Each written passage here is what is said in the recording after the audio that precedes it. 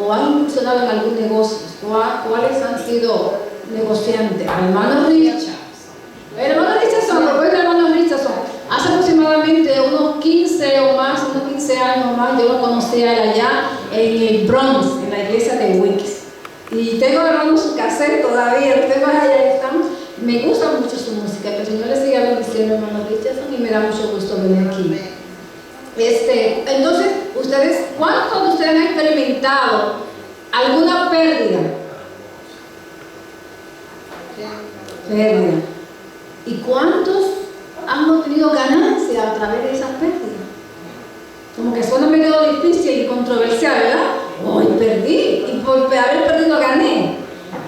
Hermano, muchas veces nosotros perdemos, pero ganamos.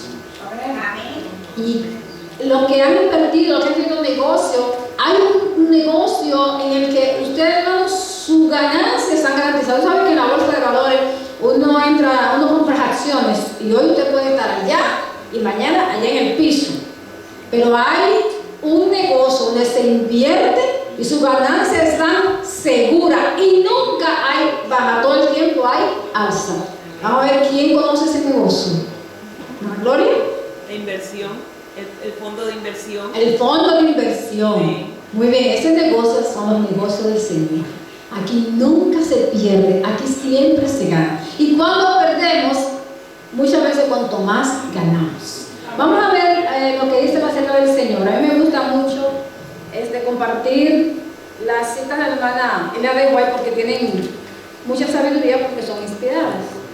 Vamos a ver, me van a permitir yo compartirla aquí. La quiero compartir tal como ella le dice aquí. Dice: muchos dicen que la vida del cristiano nos priva de placer y el disfrute mundanal. Yo quiero hacer otra pregunta. A mí me gusta mucho cuando me toca compartir la palabra a interactuar.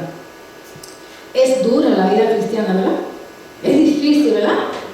Hay que hacer muchos sacrificios. Vamos a ver lo que me dice la célula. Sí. Muchos dicen que la vida del cristiano nos priva de placer y el disfrute mundanal. Yo digo que no nos priva de nada que valga la pena, dice la célula.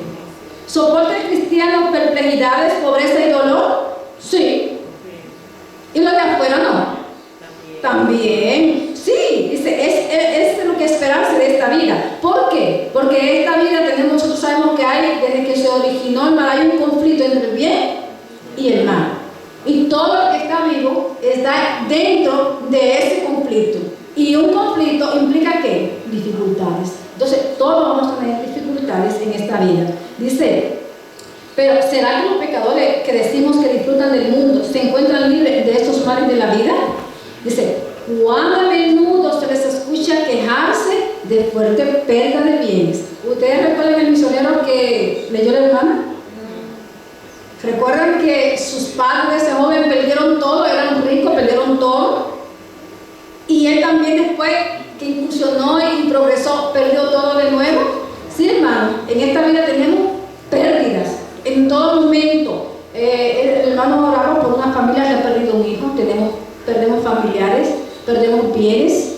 Ahí vemos, no hace mucho, hermano, nos tocó a nosotros, Sandy. ¿Cuántas pérdidas, hermanos?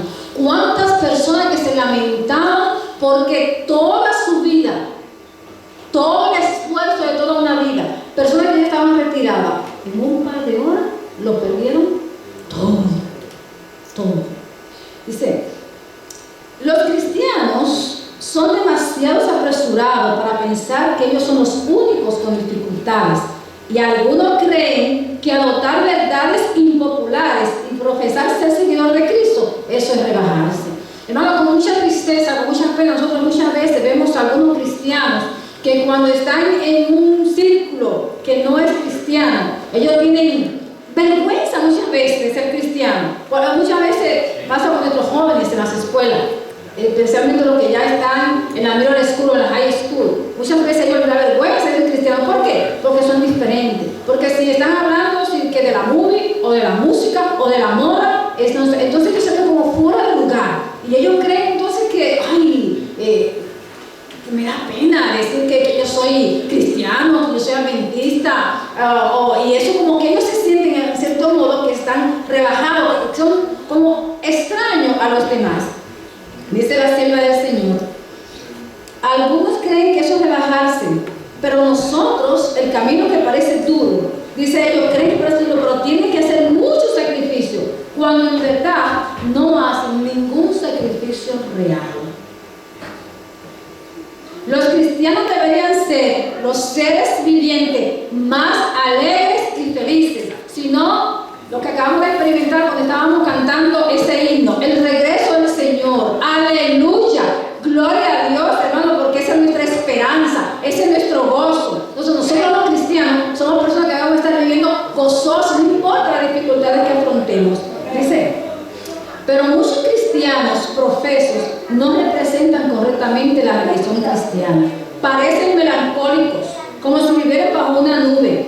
Hablan frecuentemente de los grandes sacrificios que han hecho para llegar a ser cristianos.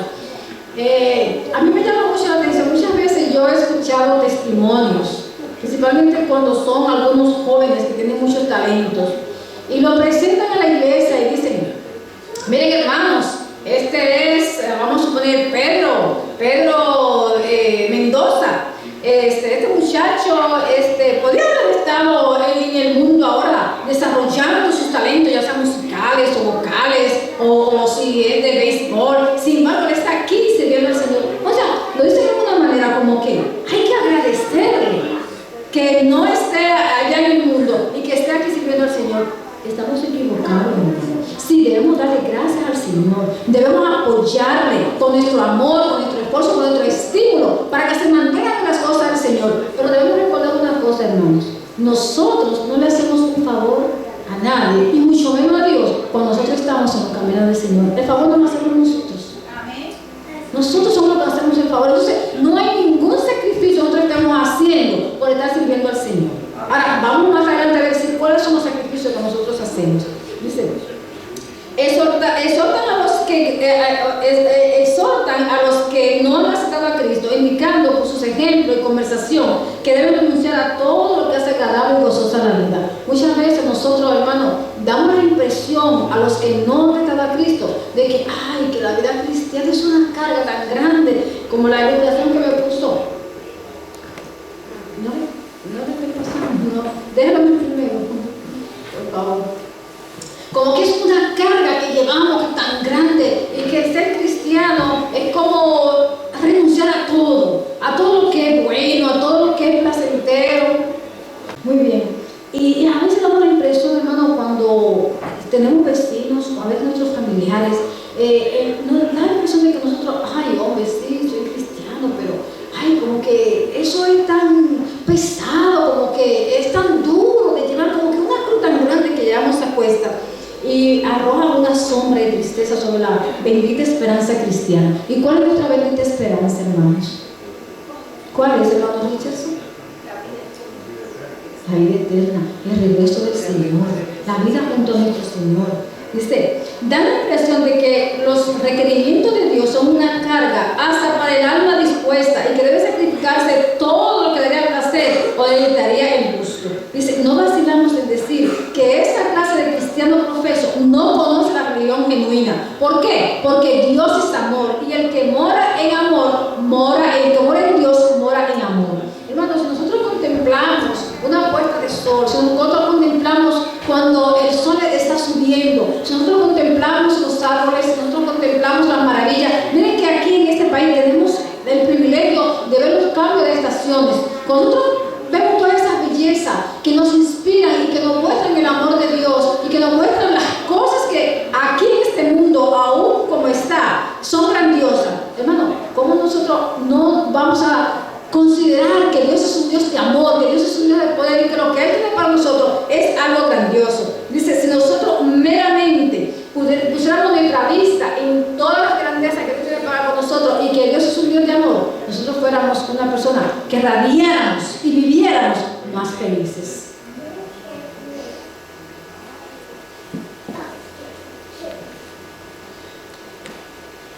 Confiemos en el Señor, hermanos. La sierva del Señor dice, no olvidemos que Cristo es el camino, es la verdad y es la vida. El Salvador compasivo invita a todos a venir a Él. Creamos la palabra de nuestro Señor y no hagamos tan difícil el camino hacia Él. No recorramos la preciosa ruta forjada para los que caminan los comprados por el Señor, con murmuración, con dudas, con premoniciones nubladas, quejándonos como si nos obligaran a hacer una tarea desagradable y exigente. Hermanos, revisemos nuestra vida cristiana, revisémonos cómo nosotros aceptamos la vida de Cristo, cómo nosotros aceptamos los requerimientos de Jesús. Nos quejamos, encontramos que es demasiado. Muchas veces nosotros nos quejamos y hay muchas personas que se quejan cuando hay semana de oración, cuando hay semana de campaña. Ay, pero que todos los días, ay, pero que tantos días, pero que mira que yo trabajo, pero que mira que tengo que traer a los niños. Hermanos, el estar en la casa del Señor, el recibir las bendiciones y las amonestaciones del Señor debe ser un gozo para todos y cada uno de nosotros. Sigue diciendo, los caminos de Cristo son caminos placenteros y todos sus senderos son de paz. Si hemos hecho senderos pedregosos para nuestros pies y hemos tomado cada pesada de preocupaciones para conseguir tesoros sobre la tierra, cambiemos ahora y sigamos el sendero de Jesús, que Jesús nos ha preparado. No siempre estamos dispuestos a entregar nuestras cargas a Jesús. Y ahí es que está el detalle, hermano. ¿Por qué para muchos de nosotros la vida cristiana se hace muchas veces una carga? Porque no hemos aprendido a confiar en Jesús. No hemos aprendido a llevar las cargas nuestras a Él. ¿Qué fue lo que el Señor dijo en Mateo 11:28? Venid a mí, todos los que estén trabajando y cargados, y yo os haré descansar. Porque mi yugo es fácil y ligera mi carga. Cuando nosotros hagamos yugos con el Señor, ustedes saben que una yuta son dos bueyes, ¿verdad? Y le ponen una estaca, un palo aquí, para que ellos vayan trazando el surco y la carga sea menos. ¿Por qué en el centro? Porque así no va uno más cargado que el otro. Cuando nosotros hacemos junta con Jesús, cuando nosotros llegamos, le vamos a dar nuestra carga, entonces nosotros vamos ligero, porque ¿quién es el que la lleva? Jesús. A diferencia de los dos bueyes que van los dos jalando para un lado, en este caso nosotros hacemos junta con Jesús.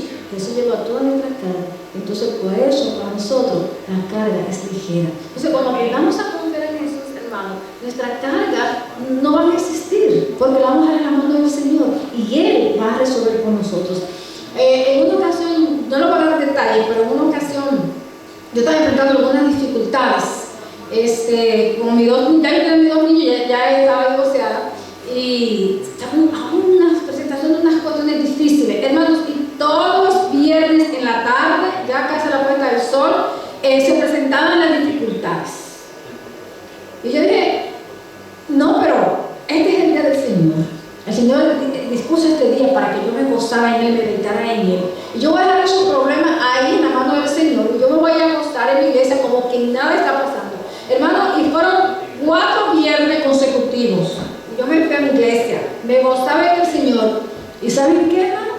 Al otro día, a la puesta del sol del sábado, ya el Señor había resuelto el problema. Cuando confiamos nuestras vidas en el Señor, cuando ponemos nuestras cargas al mando del Señor, Él la toma en sus manos, Él la resuelve con nosotros. Eso no quiere decir que nos vamos a acostar a dormir y le vamos a decir, bueno, ahí está la carga, Señor, toma, resuélvela, que eso es tuyo, eso eres tú que tienes que hacerlo. No, pero el Señor sí nos dice que nos deleitemos y que confiemos en Él y que actuemos en seguridad de que Él lo va a resolver. Esto me recuerda también una anécdota de un pastor, creo que fue todo en África, que estaban pidiendo lluvia. Había una escasez de lluvia, ya estaba terrible. Y todo el mundo estaba orando por lluvia y tenían meses orando por lluvia. Y ya el pronóstico de que sí, de que iba a llover ese día y no había señal ninguna. Y hubo un solo de todo lo que estaban orando que sí se preparó y salió con su sombrilla. Ese estaba seguro de que el Señor iba a contestar ese día y de que iba a llover. Y llovió, hermano, pero de toda esa multitud había uno solo que estaba realmente confiado en que el Señor le iba a dar la lluvia. Dice, la invitación de Cristo para todos nosotros es un llamado a una vida de paz y reposo, una vida de libertad y de amor, una vida rica, y a una herencia rica en la vida inmortal futura. No necesitamos alarmarnos si este sendero de libertad es formado por medio de conflictos y sufrimientos. La libertad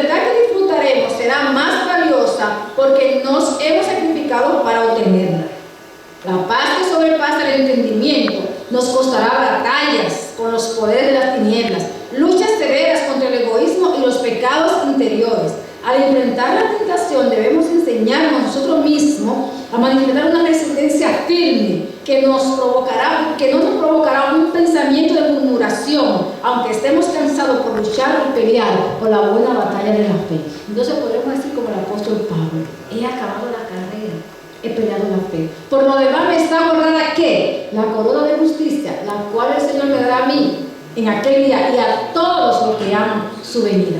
Entonces, bueno, vale la pena luchar. Nosotros vemos a diario las personas se matan trabajando para lograr ¿qué? Para lograr bienes materiales. Y tienen grandes luchas en los trabajos. ¿Y por qué no dejan el trabajo? ¿Por qué siguen en el trabajo? Porque quieren obtener grandes cosas aquí en esta tierra. Y tienen luchas. Entonces, ¿por qué nosotros nos vamos a quejar cuando enfrentamos luchas y dificultades? Porque seguimos al Señor. No, hermanos, no. Confiemos en la mano del Señor. Y para eso nosotros debemos hacer lo siguiente: separarnos del mundo.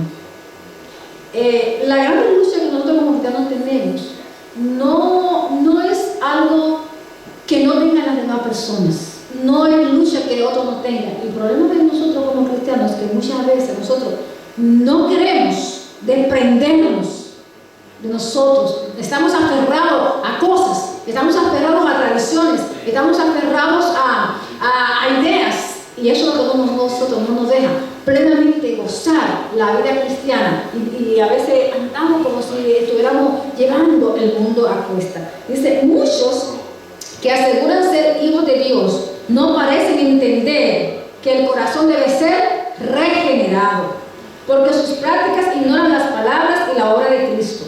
Por sus acciones dicen claramente: es mi privilegio actuar como siento que debo actuar. Si no lo hiciera, estaría totalmente miserable. Dice: este es el tipo de religión que abunda en el mundo, pero no lleva la aprobación del cielo. ¿Por qué nosotros, hermanos, vemos tantas religiones, tantas denominaciones populares que están llenas, hermanos, abarrotadas? ¿Por qué? Aquí no lo dice la palabra de Dios. Porque allí ellos tienen supuestamente la libertad de hacer como bien les parece, como en el tiempo de los jueces.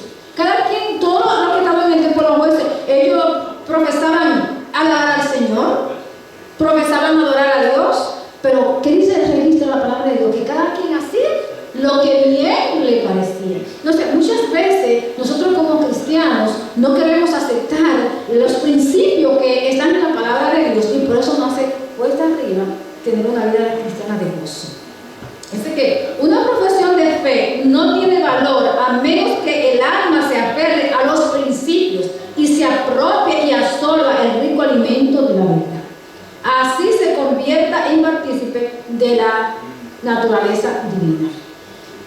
Cuando nosotros nos confrontamos algo que nosotros queremos acariciar, queremos aferrar, es donde queda grandemente nuestro conflicto. Hay una ilustración muy buena de una vaquita. Dice que un maestro chino, ¿verdad?, iba por el bosque con sus discípulos. Saben que hay muchas enseñanzas en la teología china, y que él iba con sus discípulos por un bosque y fue explorando el ambiente, el panorama. Así que mientras iba caminando, él iba contemplando alrededor todo lo que acontecía, y que llegó a un lugar donde había una familia que estaba viviendo de una manera bien miserable, secularmente hablando, ¿verdad? A escasez de ropa, estaban descalzos, la ropa desgarrada, apenas tenían ni donde sentarse ni donde dormir. Y él se acerca al Señor, que aparentemente era el padre de la familia, y le pregunta: yo no veo ninguna clase de negocio alrededor, yo no veo ninguna posibilidades aquí de progresar, de sobrevivir. ¿Cómo ustedes pueden subsistir? Entonces responde el Señor tranquilamente: bueno, nosotros tenemos una vaquita, esta vaquita nos da unos cuantos litros de leche, algunos los canjeamos, los cambiamos por otros artículos que necesitamos, y con el resto de la leche pues hacemos cuajada, hacemos mantequilla, hacemos queso, y con eso subsistimos. ¿Qué? Le dice el maestro: muchas gracias por la información. Y sigue con su discípulo y sigue explorando y chequeando alrededor, y le dice al joven discípulo: ¿sabes qué? Ve, busca la vaquita y tírala por el precipicio. El discípulo se pero ¿cómo? Si ese es el único sustento de sobrevivir de esa familia. Dice que el maestro se quedó en completo silencio por un largo tiempo y el discípulo entendió que esa había sido la orden del maestro. Entonces dice que él, a pesar de que él no quería, cumplió la orden, cogió la vaquita, la derricó y vio cuando la vaquita se murió. Dice que él se fue muy apesadumbrado y que unos días después dice que abandonó todo lo que le había enseñado el maestro y decidió volver a ese lugar y contar la verdad al señor de la vaquita de todo lo que había sucedido. Dice que cuando hizo así, se dejó al maestro, lo abandonó y cogió a ese lugar. Eso había pasado hace 4 años atrás. Cuando él llegó al lugar, él que todo está muy diferente. Y dice, ay, mira qué tragedia la que ha acontecido. Parece que el Señor, después que cumplió la vaquita, tuvo que vender su propiedad e irse a otro lugar porque no tenía con qué subsistir. Y le pregunta a un señor que está allí, mire, yo estoy buscando al Señor tal y tal. Y dice, oh sí, él todavía vive ahí mismo, en ese lugar. Dice que cuando él se va acercando, ve que todo está diferente, que todo está más bonito, que todo está más progresado. Hasta cuando llegó a la casa y le dice, Señor, ¿pero qué ha pasado aquí? Y él le contesta, ¿sabes qué? Nosotros, porque él no sabía, el dueño de la vaquita no sabía lo que había acontecido. Él dice, ¿sabes qué? Hace 4 años nosotros teníamos una vaquita, era nuestro único sustento, pero la vaquita se derricó y murió. Al no tener la vaquita, descubrimos que nosotros teníamos otros talentos y otras habilidades para ganar la vida, y por eso es que usted ve el progreso que usted ha encontrado. Hermanos, nosotros como cristianos también muchas veces estamos aferrados a la vaquita. No queremos despojarnos de lo que ya nosotros, ya yo estoy bien así, ya yo estoy acostumbrada así, ya yo me desenvuelvo así, o esta es mi tradición, esto fue lo que me enseñó mi abuelo, esto fue lo que me enseñó mi mamá, y no queremos separarnos del mundo, queremos estar aferrados del mundo. Así mismo se cuenta que cuando Alejandro Magno estuvo conquistando el mundo entre 305 años antes de Cristo, cuando él llegó a Alejandría, el ejército del enemigo era 3 veces mayor que el de él.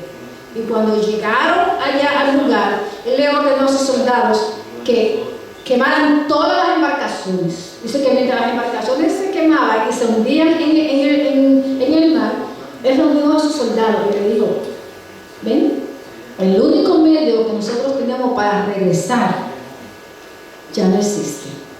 Esto quiere decir que nosotros ahora tenemos que luchar, esforzarnos ¿para qué? Para vencer al enemigo, porque si nosotros queremos regresar para estar con nuestra familia, el único medio de regresar allí es venciendo al enemigo y llegar a las embarcaciones de nuestro enemigo.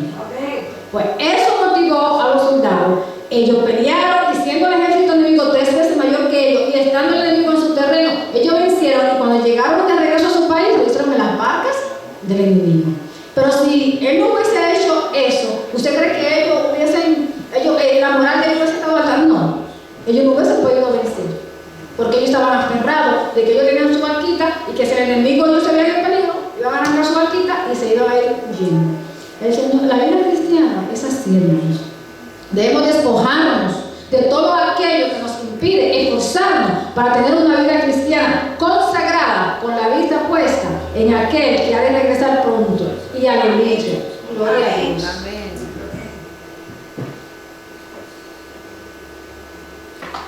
Muchas veces en la vida cristiana nosotros también tenemos que desaprender. Para nosotros poder vivir una vida justa, una vida agradable al Señor, tenemos que desaprender experiencia ya pasada. Y ahí tenemos el gran ejemplo de Moisés. Ustedes saben que Moisés fue criado en la corte egipcia. Era el segundo en mando para heredar el trono y ser el siguiente faraón. Sin embargo, todas esas cosas que él había aprendido, con lo que lo habían forjado, con lo que lo habían preparado, con lo que él había desarrollado su carácter hasta este momento, ¿qué tuvo que pasar con Moisés? ¿A dónde se tuvo que trasladar Moisés? Al desierto.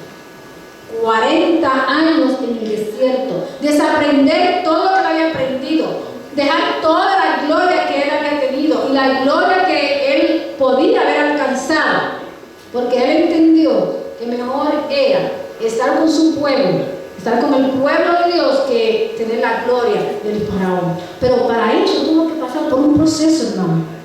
Él tuvo que desaprender todo eso que él había aprendido y tener un encuentro con el Señor, como lo tuvo allá en la zarza ardiente. Y dice que para Moisés traer al corazón y la mente a una conformidad total con la verdad y el cielo resultó en el conflicto más difícil y el esfuerzo más prolongado, pero finalmente fue glorioso. Así mismo pasa con nosotros, hermano.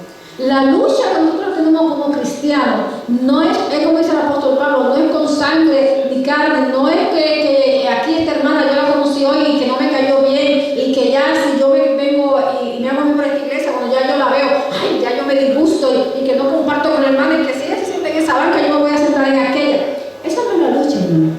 La lucha real de nosotros como cristianos es la de adentro. Aquella que no quiere desprenderse del yo y darle lugar total a Cristo. Entonces, para nosotros poder tener una vida conforme a la voluntad de Dios y tener una vida cristiana de gozo, tenemos que desaprender muchas cosas que hasta aquí nosotros hemos aprendido y poder tener un encuentro con Jesús en la zarza ardiente. Ahora, ¿qué somos nosotros, hermanos? ¿Qué dice la palabra de Dios que somos nosotros? Un pueblo especial. El pueblo escogido por Dios, como dice el apóstol Pedro. Dice la palabra del Señor: el Señor ha preparado para sí a los que son piadosos, y esta consagración a Dios y separación del mundo son presentadas positivamente tanto en el Antiguo Testamento como en el Nuevo Testamento. El llamamiento y el carácter del pueblo de Dios son peculiares, son especiales. Sus perspectivas son especiales y esas particularidades lo distinguen de todos los pueblos. Hermanos, nosotros como cristianos tenemos que ser diferentes. Y esa es una de las cosas que están en conflicto. Nosotras como mujeres muchas veces el problema de nosotros, el gran conflicto de nosotras, ya seamos adultas, ya seamos medias ancianas, ya seamos jovencitas, muchas veces el problema grande entre nosotras las mujeres es en el buen sentido de la palabra, es la vanidad. Nosotros las mujeres nos gusta estar a la moda, nos gusta vestir bien, nos gusta sentirnos bien, nos gusta vernos bien, nos gusta que nos admiren. Y muchas veces eso entra en conflicto con lo que nosotros somos. ¿Nosotros somos qué? Un pueblo especial. Un pueblo especial. Un pueblo especial para qué? Un pueblo especial para Dios. También un pueblo especial para los demás. Porque nuestro testimonio, nuestra manera de nosotros vivir es la que va a ayudar a otros a desear juntarse con nosotros para encontrarse con ese Dios que nosotros hemos conocido. Y esa es una de las grandes luchas que nosotros tenemos. Dice, continúa diciendo la palabra del Señor: los siervos de Cristo no tienen su hogar ni su tesoro aquí. Ojalá que todos ellos pudieran entender que solo porque el Señor reina en medio nuestro es que al menos nosotros tenemos paz y seguridad en este mundo. Recuerden, hermano, que el Señor nos dijo: en el mundo tendréis aflicción, pero confiad, porque yo he vencido el mundo. Dice, debemos consentir ser pobre y detestado de este mundo hasta que se termine este gran conflicto y se gane la victoria. Dice, los miembros de Cristo son llamados a salir y separarse de la amistad y el espíritu del mundo. Y su fuerza y poder consiste en el hecho de haber sido escogidos y aceptados por Dios. Hermano, ahí es que está nuestra fortaleza, ahí es que está nuestra victoria. No es porque nosotros seamos inteligentes, no es porque nosotros nos hayamos preparado, no es porque nosotros seamos adinerados, sino porque el Señor nos escogió. Como dijo él, no me escogieron ustedes a mí, sino que yo lo escogí a vosotros. Dice, así es que los miembros de Cristo están en el mundo, como Él estuvo en el mundo, pero hermanos, no somos del mundo. Son los hijos e hijas de Dios, coherederos con Cristo, y el reino y el dominio les pertenecen. ¿A quién les pertenecen el reino y el dominio de este mundo, del venidero? A Cristo. ¿Y a quiénes más? A su pueblo, a nosotros, que somos sus coherederos. Y sigue diciendo, su unión y comunión con el Padre y el Hijo son manifiestas al mundo, y en vista de su humillación y crítica, no pareciera que son los que serán. Son extranjeros, el mundo no los conoce ni aprecia los motivos que los mueven. Nosotros como cristianos muchas veces sufrimos muchas humillaciones, Y aparentemente para muchos nosotros somos un pueblo ignorante, no entienden, nosotros somos un pueblo especial escogido por Dios. Pero hermanos, no importa las humillaciones que nosotros pasemos aquí, no importa lo aparentemente que insignificante que nosotros parezcamos, nosotros sí sabemos quiénes somos nosotros y quiénes seremos nosotros cuando el Señor se manifieste en gloria y majestad.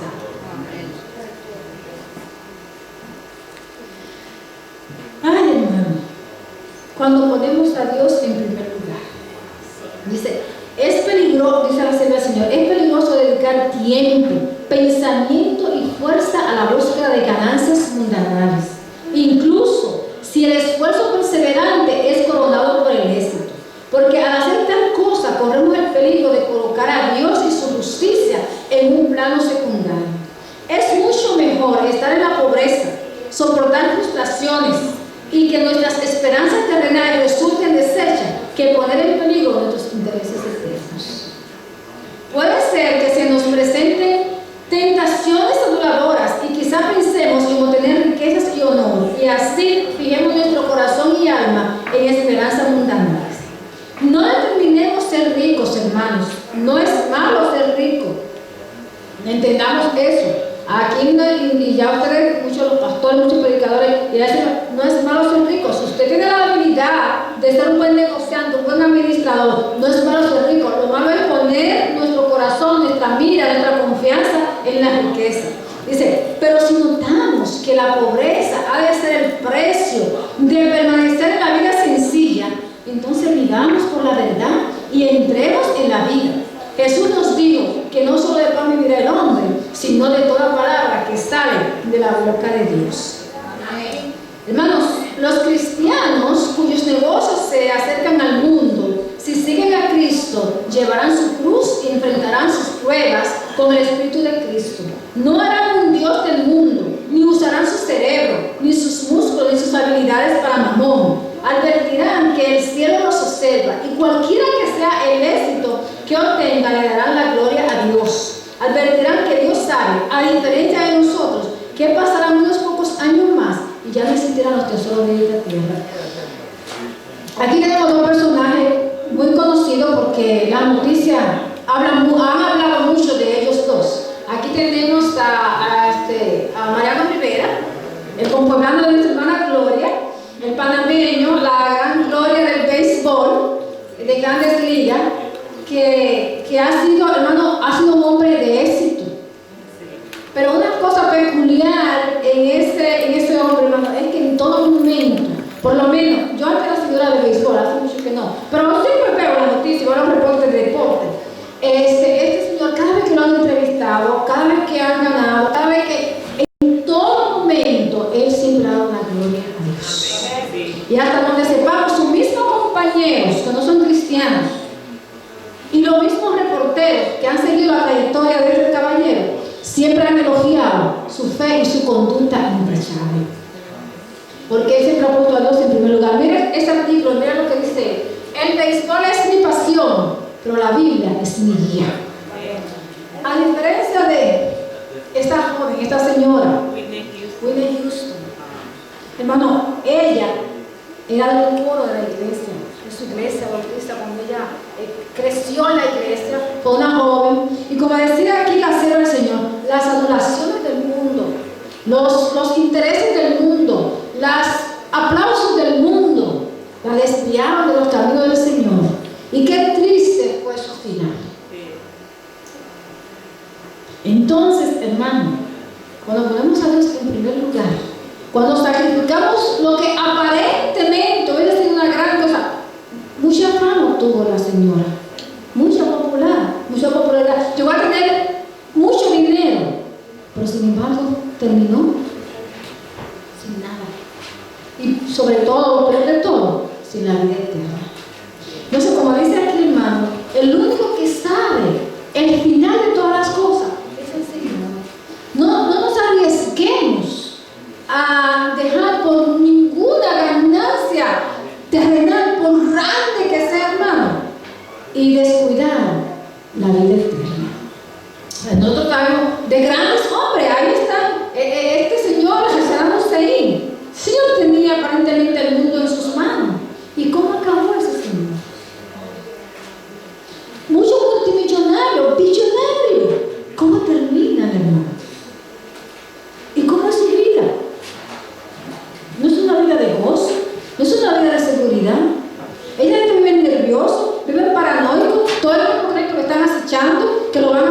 que los familiares que tienen no lo aman a ellos, sino lo que aman es su dinero, que a uno por la espalda que tienen en cualquier momento le puede dar el tumbe, como dicen popularmente por ahí. Entonces, hermano, ¿vale la pena los tesoros de este mundo? ¿Es verdaderamente sacrificio ser cristiano?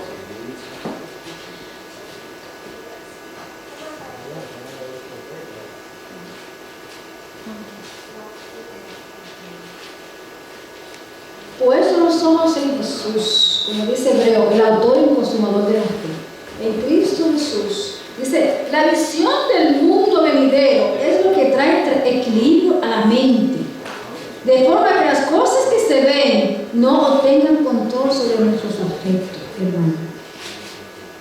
Aquellos que fueron comprados por un precio infinito por el Redentor del mundo, por medio de la agencia del Espíritu Santo, las cosas invisibles, las cosas eternas son atraídas ante el alma. Y las ventajas del tesoro eterno es imperecedero. Aparecen ante los ojos de la mente en su belleza atractiva. De esta manera aprendemos a ver lo invisible y lo eterno, y a estimar las amonestaciones de Cristo de mayor valor que los tesoros de este mundo. Hermano, cuando nosotros tengamos nuestra mirada puesta, como describía el hermano en su canto, en el regreso del Señor, y en lo que a nosotros nos espera, como dice Apocalipsis, cosas que ojo no vio, ni oído oyó, ni ha venido a la mente humana. Cuando nosotros pongamos nuestra mente, nuestros intereses, nuestra vida, como dice la palabra de Dios, donde está tu tesoro, está tu corazón. Cuando nosotros pongamos nuestros tesoros allá en el cielo, en esa Canaán celestial que el Señor ha descrito, y que por más que sea descrito en Apocalipsis, no es esa parte de lo que nosotros vamos a tener allí. Entonces nosotros, la vida cristiana, es una vida de entero gozo, hermano. No importa lo que afrontemos, va a ser una vida de eterno gozo. Dice que cuando nosotros estemos fijos allí, nuestra mente, no va a haber cabida para ninguna otra cosa que no sea el gozo que nos espera. Y que así como el hermano Celestino decía en la lección de escuela sabática, de que cuál era el anhelo de Adán, que el juicio fuera ya inmediatamente. ¿Por qué? Porque él quería continuar viviendo. Pero no simplemente continuar viviendo. Él quería volver a su relación primaria con Dios. Esa relación de comunión que tenía con Dios, donde Dios venía cada tarde a hablar con Adán y Eva. Y Adán por eso quería ya que el juicio se celebrara, que su redención ya fuera ya. Porque él quería restablecer esa relación nuevamente con Dios. Hermano, y esa relación es la meta. Esa debe ser nuestra meta fija, debe ser esa. Que nuestra vida aquí sea de gozo y del gozo eterno que nos espera allá. Dice,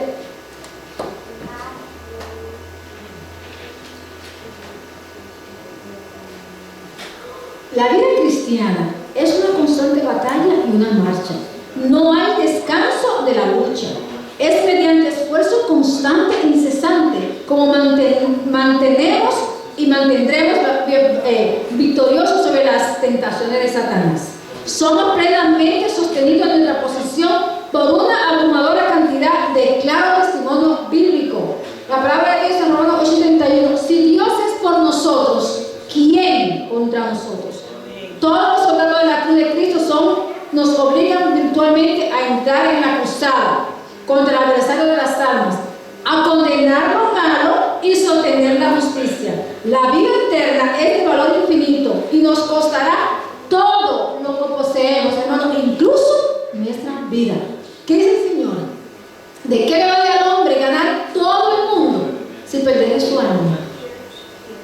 Entonces, dice el Señor que el que perdiera su vida la ganará, pero el que ganara su vida por causa de mí la perdió. O sea, hermano, nosotros tenemos que estar dispuestos, porque es que recordemos una cosa, hermano, esta vida no es nuestra, esta vida es del Señor. Entonces, cuando nosotros ponemos la mano al Señor, no estamos haciendo nada extraordinario, o sea, le estamos devolviendo al dueño. El Señor nos la prestó para que la administremos, no es nuestra. Entonces, cuando el Señor pide de nosotros una amonestación, como en los 10 mandamientos, muchas personas dicen, yo no quiero entrar a la iglesia porque hay una más que no haga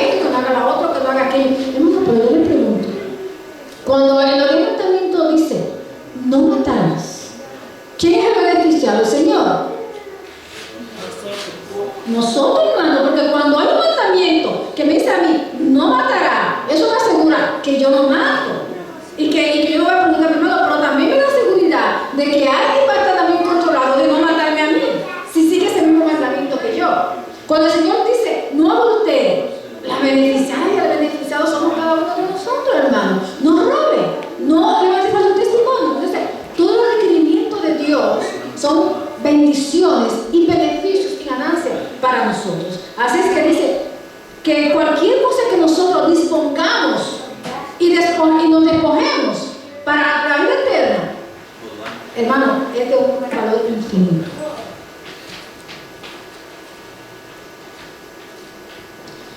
Sin reserva. Jesucristo es el único refugio. En estos tiempos peligrosos, Satanás obra en secreto y oscuridad.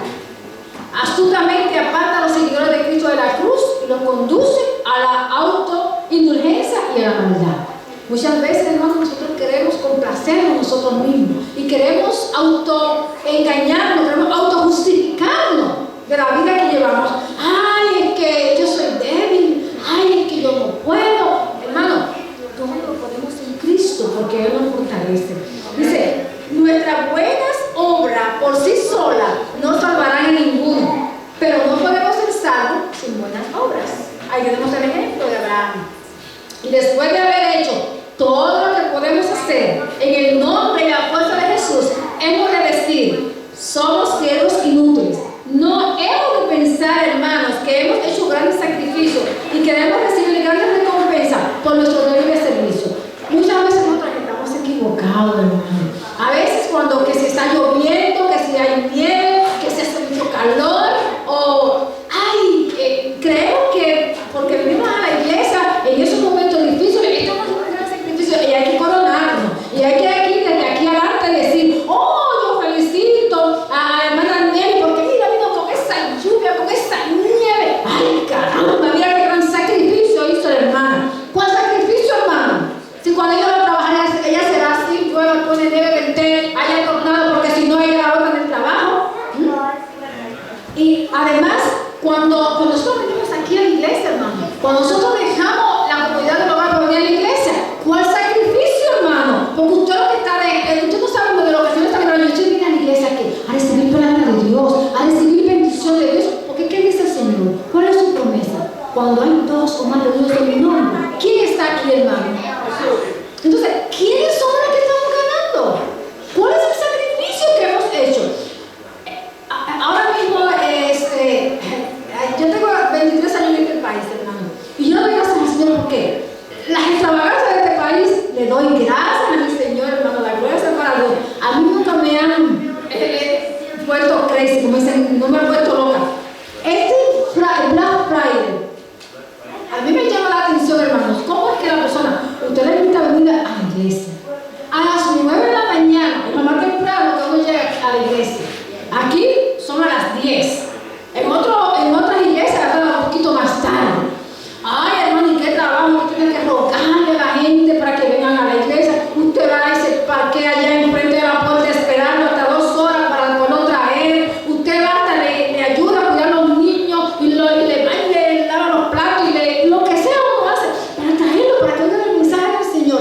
Sin embargo, el Black Friday, ellos amanecen allí afuera, en la calle, en una pequeña carpa, y a veces en un cartón allí, con unos abrigos, porque quieren aprovechar la compra especial de ese día. Entonces, bueno, ¿cuál sacrificio que nosotros hacemos para venir al templo a beneficiar a nosotros? Porque mi hermano, yo estoy aquí ahora mismo, yo dejé mi iglesia, pero eso no es ningún sacrificio. Eso no es ningún sacrificio. Es beneficiar a nosotros porque cada palabra que yo tengo la oportunidad de compartir con ustedes, el Señor me la está diciendo a mí. La beneficiada soy yo. En Jeremías 15:16 dice, fueron halladas tus palabras y yo las comí. Y tus palabras me fueron por gozo y alegría de mi corazón, porque tu nombre se invocó sobre mí, oh Jehová, Dios de los ejércitos. Hermano, ¿eso es algún sacrificio? Cuando nosotros podemos estudiar la palabra de Dios y duramos un par de horas, ¿eso es un sacrificio? Hermano, ¿cuál sacrificio? Si usted lo que está recibiendo bendición, palabra de vida, el camino que lo va a llevar a la salvación, entonces ¿dónde está el sacrificio? Muchas veces los jovencitos siempre lo tienen, ay, que la mayoría de las veces cuando nosotros oímos el informe de secretaría,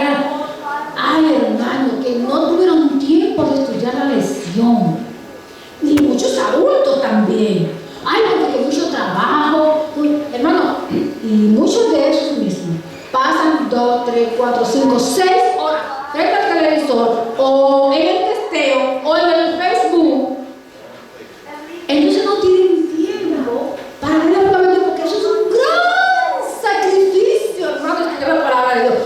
¡Ay, qué sacrificio tan grande! ¡Ay, hermano! ¡Qué bendición! Es nosotros poder estudiar la palabra de Dios, porque como dice Samuel 5:39, escudriñad las escrituras, porque a vosotros os parece que en ella tenéis la vida eterna y ellas son las que dan testimonio de mí. Porque de nosotros aprendemos que Jesús es nuestro Salvador. De nosotros aprendemos el sacrificio que Él hizo. De nosotros aprendemos lo que estudiamos esta mañana en la escuela sabática, del juicio investigador. Y que en vez de tener temor, debemos de estar contentos. Porque si Jesucristo es nuestro abogado, al mismo tiempo nuestro juez, entonces nosotros tenemos que la victoria asegurada. No debemos tener ningún temor, hermano, porque allí ese juicio ya está arreglado. Entonces, ¿cuál es el sacrificio? Cuando venimos a cantar, cuando venimos a orar, ay, hermano, cuando a veces, ya volvemos con el brazo, cuando a veces se hace un amanecer con Cristo en la iglesia, tenemos que venir a las 6 de la mañana, a las 6 de la mañana, o se hace una caminata con Cristo, como allá muchas veces hacemos en Fripo. ¡Ay, qué gran sacrificio, hermano! Sin embargo, como yo digo, cuando es un paseo de la misma iglesia, ¡ay, hombre! El que no tiene vehículo, que tiene que irse en un radio, el primero que está en la puerta de la iglesia, hermano, a las 5 de la mañana. Sin embargo, para una caminata, para un día de oración, ¡ay, qué sacrificio más grande! ¿Cuál sacrificio, hermano? ¿Cuál sacrificio? Si los bendecidos, los beneficiados somos nosotros. Y sigue diciendo la sierva. Nuestras buenas obras por sí solas no salvan de ninguno, pero no podemos ser salvos sin obra. Y así vemos a Abraham, dice, Cristo lo pide todo. Todo, hermano. Dice, retener algo no funciona. Él nos ha comprado con un precio infinito y requiere que le rendamos todo lo que tenemos en ofrenda gustosa. ¿Qué dice la palabra de Dios? Cuando ofrendemos, no por necesidad ni por obligación, sino con alegría, con gozo, con un corazón agradecido de todas las bendiciones que el Señor ha provisto para nosotros. Hermano, el sábado, el sábado es un tema que siempre, yo tengo 2 hijos ya, uno está de 22 y bueno, lamentablemente se ha apartado un poco los caminos del Señor, pero yo tengo la esperanza que vuelve. Y mi otra niña que ahora tiene 15, ella por la gracia de Dios está firme en la cosa del Señor. Pero muchas veces, principalmente cuando el sábado se pone temprano, es una lucha.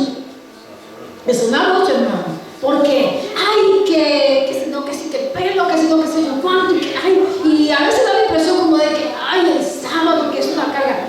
Hermano, el sábado, yo fui cristiana por 13 años de la iglesia bautista. Antes de yo conocer a gran verdad el mensaje del pueblo remanente, el mensaje de Adventista del séptimo día.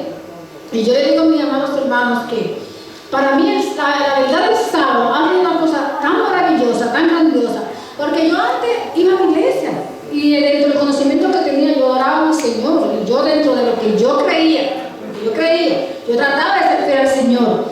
Pero cuando yo aprendí esta verdad del sábado y yo me di cuenta de Dios, verdaderamente, Señor, que muchas personas, yo tengo una hermana, mi hermana mayor, que ella dice, eso que yo no voy a tu iglesia, a mí no me gusta tu iglesia, porque allí tu iglesia, que es soportón del sábado, y que ya, y tú sabes lo aburrido que es, que ya en la tarde uno no puede hacer más nada, que no se puede hacer esto.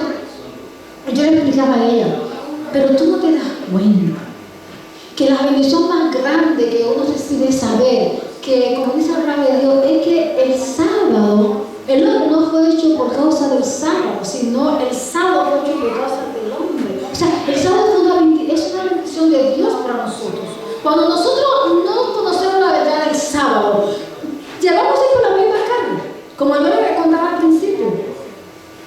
Cuando yo aprendí esta verdad del sábado, yo aprendí que ese sendero del Señor, que yo puedo habitarme en él, hermano, cuántas bendiciones yo le podría contar, de las cuantas cosas que el Señor me ayudó y me ha resuelto.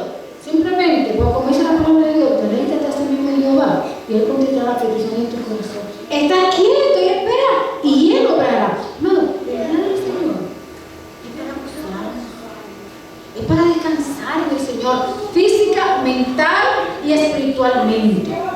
El Señor ha hecho esa provisión de bendición para nosotros. Entonces, ¿dónde está el sacrificio de que el sábado, de que ya me lo he dicho, que si no me dio tiempo de ir a comprar una ropa, de ir al salón, de hacer cuantas cosas yo quiera? No se sacrifica nada, hermano. Estamos recibiendo bendiciones. Porque eso que usted ha dejado para dedicarse en el Señor, es propio. Dice, sigue diciendo, si estamos plenamente consagrados a Él en corazón y vida, la fe tomará el lugar de las dudas. Ahí tenemos un ejemplo de Abraham. Y la confianza en el Señor tomará el lugar de la desconfianza. Y la incredulidad tomará el lugar de la credulidad. Abraham, dice la palabra de Dios, que obró por justicia, le fue contado. Obró confiando en el Señor. Él no había una posibilidad alguna de lo que resultó. Él no había vislumbre ninguna, pero sí tenía una plena confianza en Dios, de que si Dios le había dado ese hijo, que pertenecía a quién, a Dios, y que si Dios se lo pedía, Él se lo iba a entregar, como Él le había entregado su vida. Pero su llamado, que dijo el Señor a Abraham, vete de tu casa y de tu parentela. Le dijo, deja todo, al lugar que te vaya a mandar. No tenía ni idea Abraham de dónde iba. Sin embargo, Abraham obró por fe. Le fue contado por justicia. Hermano, entreguémonos todo. Cuando el Señor nos pide que dejemos esto que nos gusta, no refunfuñemos, no nos quejemos, no nos sintamos que, ay, que Dios la vida no es placentera. Todo lo que me gusta no lo puedo hacer. Claro, eso porque la mayoría de los jóvenes, eso es lo que le dicen a unos padres. Todo a mí me gusta, tú me lo quitas. Todo es que por la iglesia. Todo es que por... Hermano, la beneficiados somos nosotros. Al final, ¿qué pasó con Isaac? El Señor proveyó el cordero. Y Abraham recibió su hijo. Y recibió el galardón grande que se conoce en la palabra de Dios, de que Abraham fue llamado el amigo de Dios. Entonces, ¿dónde estuvo el sacrificio? ¿Cuál fue el sacrificio de Abraham?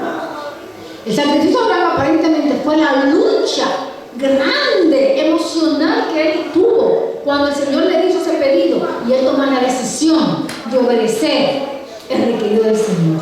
Pero después, hermano, dentro del sacrificio, el Señor le devolvió a su hijo y le devolvió más grandes bendiciones, y a través de él fueron benditas y son benditas, y son nosotros entre ellos todas las naciones de la tierra.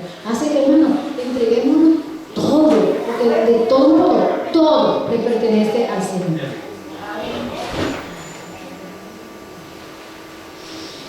¿Cuál es el propósito de Dios para sus hijos, hermanos? Dice, los que buscan torcer el propósito divino y oponerse a su voluntad pueden parecer prosperar durante un tiempo, pero Dios está obrando para cumplir. Nosotros tenemos el ejemplo típico de José. El Señor tiene un propósito con José desde un principio. El enemigo usó a los hermanos de José para que él troncara ese propósito que el Señor tenía a través de José. No solamente con José, la persona José, sino a través de José. Porque recuérdense que detrás de José está Jacob, detrás de Jacob está Isaac, detrás de Isaac está Abraham. Y la promesa fue a Abraham, de que a través de Abraham, bueno, hermano, serían benditas todas las naciones de la tierra. Y el enemigo siempre ha querido truncar desde el principio que el pueblo de Dios reciba las bendiciones de Dios. Entonces, ahí tenemos cómo los hermanos de José fue usado por el enemigo para querer tronchar el propósito de Dios para con sus hijos. Pero dice, Él, Dios, a su debido tiempo, manifestará quién es el gobernante de los cielos y de la tierra. O sea que no nos preocupemos por las luchas que como cristianos tengamos que afrontar, muchas veces con los familiares, muchas veces con el trabajo, muchas veces con el vecino, en la escuela, con nosotros mismos, que es el mayor enfrentamiento.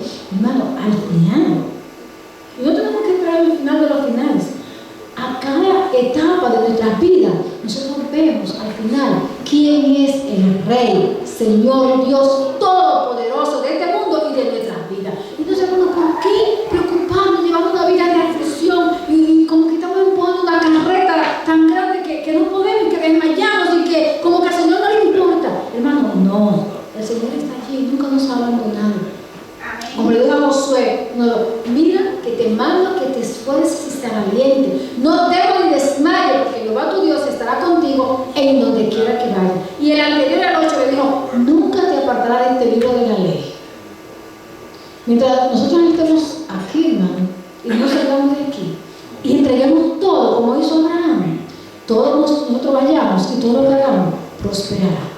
Aunque en el momento no lo vemos, lo vemos según nuestra expectativa, pero las perspectivas de Dios son grandiosas, son mayores que la nuestra. De eso podemos estar seguros, hermanos. Dice, es el propósito de Dios que los que le aman y le honran también sean honrados.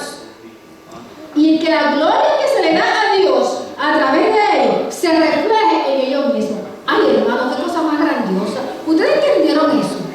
Mira, José glorificó a Dios.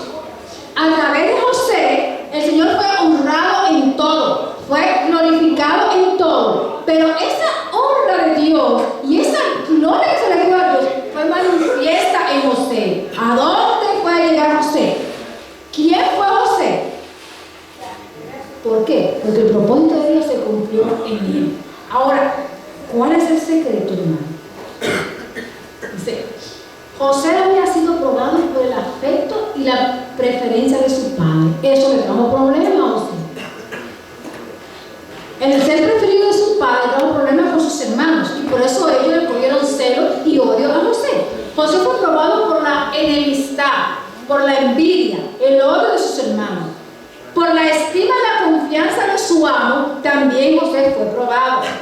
Por su elevada responsabilidad, también fue probado. Fue probado por la seducción de la mujer de Potifar y por los halagos de los labios de ella. Pero la fuerte firmeza de José no le permitió escuchar la voz del tentador. La ley de Dios era su deleite y él no se apartaría de sus preceptos. Entonces, hermano, ¿cuál es el secreto para nosotros tener una vida de gozo cristiana a pesar de las tentaciones y de las dificultades que enfrentemos? Cuando nos deleitemos en la ley del Señor. Cuando lo que está aquí sea nuestro deleite, que aunque se desplomen los cielos, nosotros seamos fieles al Señor. No importa lo que pasa, como dijo el apóstol Pablo, porque para mí el vivir es Cristo y el morir, ¿qué es? Ganancia. ¿Por qué? Porque cuando nosotros morimos en el Señor, cuando nosotros morimos seguros, como dijo él en 2 Timoteo, he acabado la batalla, cuando él sabía que me iban a crucificar, cuando nosotros estamos seguros en eso, entonces la muerte es una ganancia, porque ya estamos descansando en paz en el Señor y seguro en los brazos del Señor. Buscar el reino de Dios y su justicia debe ser el objeto y la dirección de nuestra vida. No es juego de niño cumplir este deber, pero cual fuera la dedicación propia requerida, hermano, todavía nos conviene en esta vida y la venidera obedecer esta orden. Sacrificar el yo, hermano, de poner nuestros gustos, nuestra preferencia por un así, dice Jehová. Hemos de tener la vista puesta en la gloria de Dios y así crecer en la gracia y en el conocimiento de nuestro Señor y Salvador Jesucristo. A medida que busquemos con fervor y diligencia la sabiduría divina, más firmemente establecido estaremos en la verdad. Hermanos, deleitémonos en la palabra de Dios. Cuando nosotros nos deleitemos en la palabra de Dios y cuando los requerimientos del Señor sean de gozo para nosotros, entonces la vida cristiana va a ser de felicidad, no importa lo que estemos afrontando. Para concluir, hermano, le voy a leer 2 citas del Espíritu de Profecía. Dice: si somos adoptados en la familia de Dios, ¿qué sacrificio hemos hecho, hermano? Seguir a Cristo puede haber quebrantado amistades con los familiares mundanos, pero ¿cuántas cosas no hemos ganado? Nuestros nombres estarán escritos en el libro de la vida del Cordero. y seremos elevados grandemente y exaltados como partícipes de la salvación, herederos de Dios y coherederos con Jesucristo de una gracia, de una herencia imperecedera. Si hay alguien que disfruta de la felicidad, incluso en esta vida de pecado y de maldad, es el seguidor fiel de Jesucristo. Ahora, mire un detallito ahí, mire un adjetivo. ¿Cuál cristiano es que disfruta una vida de felicidad? El cristiano fiel, como José. José, igual que Job, ¿cuántas cosas no pasaron? Humanamente hablando, yo creo que ninguno de nosotros aquí hemos pasado lo que pasaron ellos dos. Sin embargo, ellos tuvieron una vida de gozo dentro de sus dificultades, porque ellos eran fieles a Dios. Y ese es el secreto, hermano. Deleitar la palabra de Dios y ser fiel a Dios. Dice, si los cristianos ponderan demasiado el camino escabroso, lo hacen más difícil que lo que es en realidad. Si ponderamos los momentos brillantes en el camino y somos agradecidos por cada rayo de luz, y entonces nos concentramos en la rica recompensa que nos aguarda al final de la carrera, tendríamos un rostro alegre en vez de sombras, penas y quejas. Hermano, nuestra vista debe estar puesta allá en la gloria que el Señor tiene preparada para nosotros. Yo sé que ustedes han visto aquí la película, ¿verdad? La batalla final. Ustedes, no sé si ustedes ponen mucho el canto, el clamor final, ustedes lo conocen, el canto, el clamor final, cuando van subiendo los enemigos, cuando el Señor viene a buscar y se resucitan los muertos y nos vamos elevando hacia el cielo, esos rostros brillantes de gozo, de alegría. Hermano, nosotros tenemos que, ahora cuando el Señor dijo, el reino de los cielos se ha acercado, ¿a quién estaba refiriendo el Señor? A Él mismo. Entonces, si el reino de los cielos está aquí con nosotros, hermano, aún haya dificultades que hayan aquí, nosotros tenemos que aprender desde ya a vivir en el reino de los cielos. Y si nosotros aprendemos a vivir aquí en el reino de los cielos, hermano, vamos a vivir vidas felices. No va a haber ninguna cara larga, ninguna cara de tristeza, de pesar, de temor, de que si el Obama queda, de que si va a ser bueno el programa, de que si no, de que si la bolsa de valores, de que si no, de que si el gobierno cerró, de que si no, de que si la pensión no va a recibir, de que si no, de que va a pasar, de que dentro del 25 ya cuando yo me vaya a jubilar ya no va a haber dinero en el seguro social. Hermano, yo no me tengo que preocupar por eso. Yo tengo que vivir aquí el gozo de cada día, de que hoy estoy viva, hermano, estoy en salud. El hermano José me trajo desde Springfield, me trajo aquí. Vinimos bien, se le explotó la llanta antes de salir y él la pudo reparar y me dijo, hermana, ora para que podamos llegar. Hermano, y llegamos aquí, y estamos aquí. Nos hemos gozado con la oración, con los cánticos, con la palabra de Dios, con la esperanza gloriosa, con los que aprendimos en la escuela sabática. Hermano, porque el Señor está con nosotros. El reino de los cielos está aquí. Entonces, la vida cristiana es una vida de gozo, hermano. No importa que si me duele un dedo, que si vengo con el bastón, que si tengo que usar lentes, porque ya sin lentes yo no puedo ver. Hermano, el reino de los cielos está con nosotros. Gocémonos, hermanos. Alegremos que vivamos cada día aquí como que es el último día. Dice, cada persona puede ser exactamente lo que haya escogido ser. Bueno, pero a esto que dice la prueba inspirada. Cada persona puede ser exactamente lo que haya escogido ser. El carácter no se obtiene recibiendo determinada educación, no se obtiene acumulando riqueza o ganando honores mundanales, no se obtiene haciendo que otros peleen la batalla de la vida por nosotros. Debemos buscarlo, debemos trabajar por ello, debemos procurar por él, hay que pelear por él. Se requiere un propósito, una voluntad y una determinación. Formar un carácter que Dios pueda aprobar requerirá un esfuerzo perseverante, exigirá una resistencia continua. ¿A qué? A los poderes de las tinieblas. Colocarse bajo la bandera ensangrentada del príncipe Emmanuel, ser aprobado en el día del juicio y el tener nuestros nombres conservados en el libro de la vida.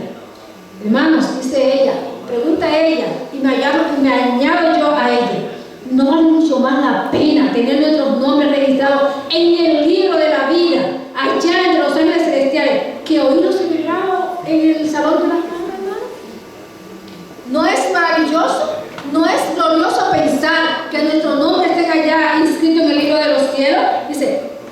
Oigan lo que dice la sierva aquí, qué lindo. Permítame saber que Jesús me sonríe. A ver, hermano, ¿a cuánto le sonríe Jesús? Entonces, si Jesús nos sonríe, nosotros tenemos que volver a la sonrisa. Debemos estar siempre sonrientes, alegres, hermano. Pues nosotros tenemos 1001 razones para estar felices y alegres.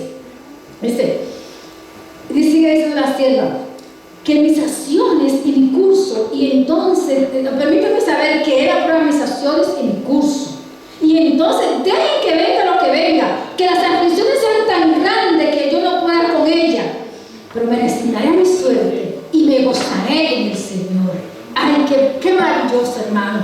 Mire, propósito, determinación, objetivo. Eso fue lo que tuvieron Daniel, sus 3 amigos y José. Daniel propuso en su corazón no contaminarse, y sus amigos también. ¿Y qué? Y fueron probados por Dios y fueron exaltados hasta lo sumo, y el nombre del Señor fue grandemente glorificado. Debemos tener propósito en nuestra vida. Debemos obrar para Dios y debemos obrar para el cielo con toda la fuerza y el poder que hay en nosotros. No seamos engañados por las cosas temporales de esta vida. Consideremos las cosas de interés eterno. Yo deseo una conexión íntima con Dios. Hermano, yo quiero que aquí todos nosotros hagamos este deseo también nuestro. Oiga lo que dice ella. Esto es para finalizar. Yo deseo una conexión íntima con Dios. Yo deseo cantar el cántico de redención en el reino de la gloria. Yo deseo que se coloque la corona de la inmortalidad sobre mis sienes con la lengua inmortal. Deseo cantar alabanzas a nuestro Dios, aquel que dejó la gloria y vino a la tierra a salvarme, a mí que estaba perdido.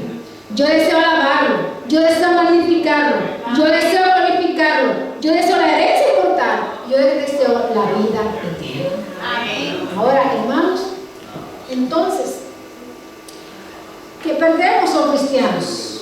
¿Y qué ganamos? ¿Perdemos qué? A veces perdemos lazos familiares. Nosotros sabemos de que hay personas que sus hogares lo han desheredado a los padres, lo han echado de las casas. Lo hemos oído de muchos misioneros y lo hemos visto también nosotros con nuestros ojos. Jovencitas, jovencitos que lo han botado de su casa. ¿Pero qué ganamos? Nuestros nombres son inscritos en el libro de la vida. ¿Qué perdemos? El error, hermano. Estábamos antes en el error, cuando no conocíamos la palabra de Dios, y ahora estamos en la verdad. ¿Qué perdemos? Las tinieblas de este mundo, las tinieblas en las que nos tenía sometido Satanás. ¿Y a dónde hemos venido? ¿Qué ganamos? La luz, que es Cristo Jesús, Señor nuestro. Las debilidades, hermanos, las debilidades a los vicios, las debilidades a la inmoralidad. ¿Y qué ganamos, hermanos? La fortaleza, porque todo lo puede en Cristo que me fortalece. ¿Qué perdemos, hermanos? La vida de pecado. ¿Para qué? Para ganar la justicia de Cristo, que nos ha imputado a nosotros para poder tener el perdón de los pecados y la salvación y la vida eterna. ¿Y qué perdemos, hermano? Herencia perecedera, la gloria de este mundo, como vimos en ejemplos anteriores. ¿Cuántas riquezas? ¿Cuánta fama? ¿Cuántas cosas no ha adquirido mucha gente? ¿Y de qué la servir? Sin embargo, nosotros tenemos, cuando dejamos todas, estimamos, como dice el apóstol Pablo, todo lo he estimado por basura. ¿Para qué? Para ganar la excelencia de Cristo, los honores eternos y el tesoro inmortal, que es lo que yo deseo, que cuando el Señor venga en aquel día, yo pueda contemplar su rostro y que Él pueda extender su mano y decirme: bien, hijita mía, ven, buen sierva fiel, sobre poco fuiste fiel, sobre mucho te pondré, entra en el reino de tu Señor.